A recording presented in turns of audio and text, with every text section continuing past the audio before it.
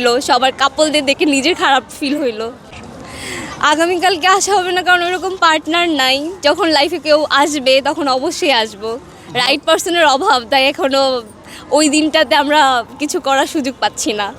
ভালোবাসা দিবসে যে পার্টনার পাবো এমন তো কোনো কথা নাই আসলে। এমনও তো হইতে পারে যে একাই ঘুরতে হইলো, সবার কাপলদের দেখে নিজের খারাপ ফিল হইলো। 24 ঘন্টায় কি হলো যে কাপল পাওয়া যাবে? আমার তো আসলে আমি বিয়ের ইন্টেনশনে কাউকে পছন্দ করতে চাই, যাকে আমি বিয়ে করব।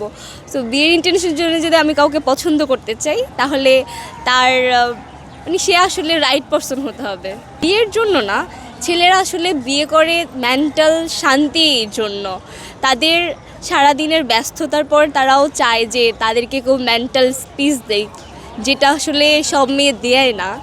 আর মেয়েরাও সেটাই চায়, আসলে প্যারা দেয়, কারণ হতো যে মেয়েদের অনেক বেশি মোর্সিং হয়, এটাই প্রবলেম। এটা তো আমিও জানি না, এখন আমি যদি বলি যে আপনি বলেন যেটা কেন হয়।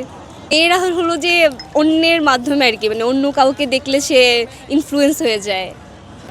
আমার আসলে মেন্টাল পিস দরকার। আমি সারাদিন অনেক বেশি মানে বিজি থাকি। সো ওই টায়ার্ডনেসের জন্য কাউকে সব কিছু শেয়ার করা, এরকম পার্সন আর কি।